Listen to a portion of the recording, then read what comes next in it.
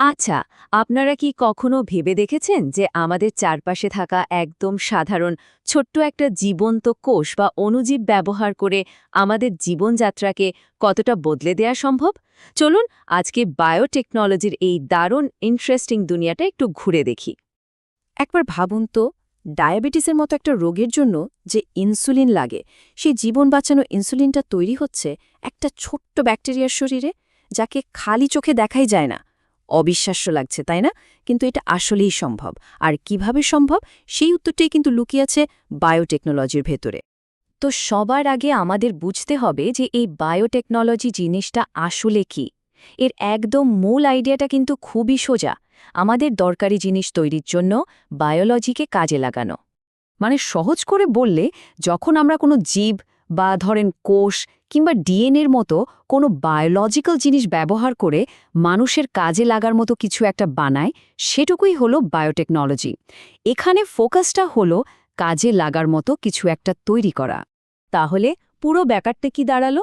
Biotechnology মানে আর কিছুই না, জাস্ট বায়োলজিকে ব্যবহার করে দরকারি জিনিস বানানো। এই একটা লাইন মাথায় রাখলেই কিন্তু এর বেসিকটা একদম পরিষ্কার হয়ে যাবে। আর এর দরকারটা যে কত বিশাল!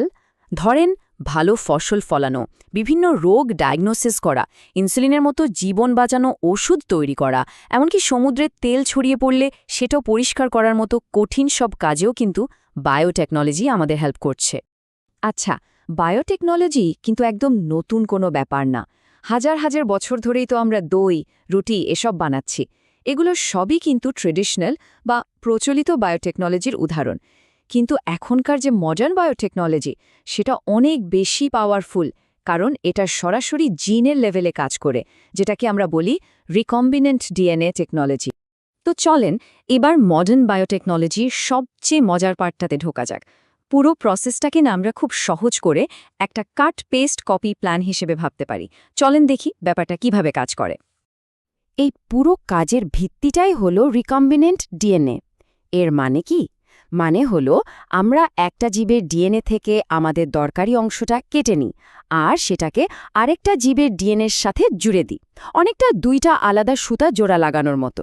আর এভাবেই একটা একদম নতুন হাইব্রিড ডিএনএ তৈরি হয়ে যায়। এখানে তো অনেকগুলো ধাপ দেখা যাচ্ছে, কিন্তু এর পেছনের আইডিয়াটা কিন্তু খুব সহজ। ভাবুন তো, প্রথমে আমরা আমাদের দরকারি জিনটাকে সিলেক্ট করি, মানে খুঁজে বের করি। এরপর একটা স্পেশাল কাঁচি দিয়ে সেটাকে কেটে নিই। তারপর আঠা দিয়ে একটা গাড়ি বা বাহকের সাথে জুড়ে দিই। ওই গাড়িটা তখন জিনটাকে নিয়ে একটা কারখানা, মানে একটা হোস্ট সেলের ভেতর ঢুকে যায়। সেখানে গিয়ে আমাদের জিনটার অনেক অনেক কপি তৈরি হয়। আর সবশেষে আমরা ওই কারখানা থেকে আমাদের দরকারি জিনিসটা সংগ্রহ করে নিই। সিম্পল। তাহলে পুরো প্রসেসটার মূল কথাটা কি দাঁড়ালো? মাত্র 4টে শব্দ: কাটুন, আটকান, বহন করুন আর কপি করুন। মানে, জিনটাকে কাটা হয়, বাহকের সাথে আটকানো বা পেস্ট করা হয়, হোস্ট সেলের ভেতরে বহন করে নিয়ে যাওয়া হয়, আর সেখানে এর অনেক কপি তৈরি হয়। এই 4টে শব্দই কিন্তু রিকম্বিনেন্ট ডিএনএ টেকনোলজির একদম বেসিক। আচ্ছা, এই যে আমরা কাট পেস্ট করার কথা বলছি, এর জন্য তো কিছু যন্ত্রপাতি বা টুলস লাগবে, তাই না? চলেন এবার বায়োটেকনোলজির সেই দারুণ টুলকিটটা একটু দেখে নিই। আমাদের টুলকিটের প্রথম আর সবচেয়ে ইম্পর্ট্যান্ট জিনিসটা হলো রেস্ট্রিকশন এনজাইম। এটাকে বলা হয় মলিকিউলার সিজার্স বা আণবিক কাঁচি। আর এর কারণ হলো, এটা একটা ডিএনএকে ঠিক নির্দিষ্ট একটা জায়গাতেই কাটতে পারে, একদম মেপে মেপে, যেখানে সেখানে কিন্তু কাটে না। তো কাঁচি দিয়ে কাটার পর তো এবার জোড়া লাগাতে হবে, তাই না? সেই জোড়া লাগানোর কাজটা করে ডিএনএ লাইগেজ। এটাকে ডাকা হয় মলিকিউলার গ্লু বা আণবিক আঠা নামে। এটা কাটা ডিএনএ টুকরোগুলোকে একদম পারফেক্টলি জুড়ে দেয়। এখন আমরা যে জিনটা কাটলাম, সেটাকে তো হোস্ট সেলের ভেতর পাঠাতে হবে। কিন্তু এটাকে তো আর এমনি এমনি পাঠিয়ে দেওয়া যায় না। এর জন্য একটা ডেলিভারি ভ্যান বা ক্যারিয়ার লাগে। এই ডেলিভারি ভ্যানটাই হলো ভেক্টর। বেশিরভাগ সময়ে ব্যাকটেরিয়ার ভেতরে থাকা প্লাজমিডকেই এই ভেক্টর হিসেবে ইউজ করা হয়। কিন্তু এখানে একটা প্রশ্ন আসতেই পারে যে এই ভেক্টরের দরকারটা কি? জিনটাকে সরাসরি হোস্ট সেলের ভেতর ঢুকিয়ে দিলেই তো হয়ে যাওয়ার কথা, তাই না? ব্যাপারটা হলো, ভেক্টর শুধু জিনটাকে ডেলিভারি করে না, সে হোস্ট সেলের ভেতরে জিনটাকে স্টেবল থাকতেও সাহায্য করে, আর সাথে এটাও নিশ্চিত করে যে জিনটা ঠিকঠাক মতো সেলের ভেতরে ঢুকেছে কি না, অনেকটা একটা প্যাকেজের ট্র্যাকিং আইডির মতো, যেটা দিয়ে বোঝা যায় প্যাকেজটা ঠিক জায়গায় পৌঁছেছে। আচ্ছা, জিন তো হোস্ট সেলের ভেতরে গেল, কিন্তু এরপর আমাদের ওই জিনের অনেক অনেক কপি বানাতে হবে, আর সেগুলো ঠিক আছে কিনা সেটাও তো চেক করতে হবে। এই কাজগুলোর জন্য আরও দুটো দারুণ টেকনিক আছে। প্রথমটা হলো পিসিআর, মানে পলিমারেজ চেইন রিঅ্যাকশন। এটাকে বলতে পারেন একটা ডিএনএ ফটোকপিয়ার, আর এর পাওয়ারটা জাস্ট অবিশ্বাস্য। ধরেন আপনার কাছে ডিএনএর মাত্র একটা কপি আছে।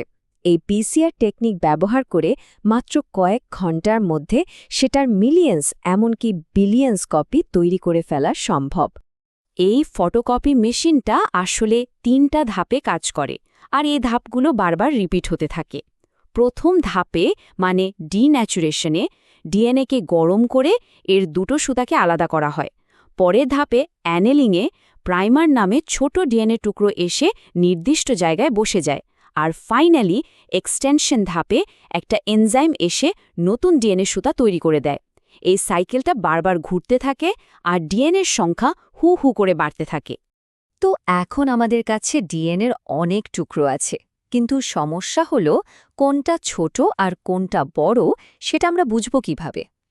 এই সমস্যার সমাধান হল জেল ইলেকট্রোফরেসিস। এটাকে ভাবতে পারেন একটা চালুনির মতো, যেটা ডিএনএর টুকরোগুলোকে সাইজ অনুযায়ী আলাদা করে দেয়। আর এর পেছনের নিয়মটা খুবই সোজা। ছোট সাইজের ডিএনএ জেলের ভেতর দিয়ে অনেক ফাস্ট দৌড়াতে পারে, আর বড় সাইজেরগুলো পেছনে আটকে যায়। ব্যাপারটা ঠিক একটা দৌড় প্রতিযোগিতার মতো, যেখানে যারা হালকা পাতলা তারা দ্রুত সবার আগে চলে যায়। তো এতক্ষণ তো আমরা টেকনোলজিগুলো নিয়ে অনেক কথা বললাম। চলেন এবার দেখি আমাদের রিয়েল লাইফে, আমাদের চারপাশে এগুলোর ব্যবহার আসলে কোথায় কোথায় হচ্ছে। মেডিসিনের কথাই ধরুন, ইনসুলিন বা ভ্যাকসিন তৈরি হচ্ছে। আবার কৃষি ক্ষেত্রে পোকামাকড় অ্যাটাক করতে পারে না এমন জিএম ফসল বানানো হচ্ছে। এমনকি আমাদের কাপড় কাচার ডিটারজেন্টের ভেতরে যে এনজাইম থাকে, সেটাও বায়োটেকনোলজিরই অবদান। মানে সব খালি এর ছোঁয়া, আর এটা আসলেই আমাদের পৃথিবীকে অনেকখানি বদলে দিচ্ছে। তো আজকের পুরো আলোচনা থেকে যদি সবকিছু ভুলেও যান, শুধু এইটুকু মনে রাখেন, মডার্ন বায়োটেকনোলজির হার্ট বা কেন্দ্রবিন্দু হল আরডিএনএ। সেখানে রেস্ট্রিকশন এনজাইম কাটে, লাইগেজ জোড়া লাগায়, আর ভেক্টর সেটাকে বহন করে নিয়ে যায়। আর পিসিআর ডিএনএকে কপি করে।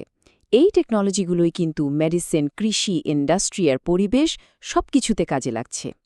এখন প্রশ্নটা হলো, ভবিষ্যতে এই অসাধারণ টেকনোলজিটা আর কি কি অসম্ভবকে আমাদের জন্য সম্ভব করে তুলবে।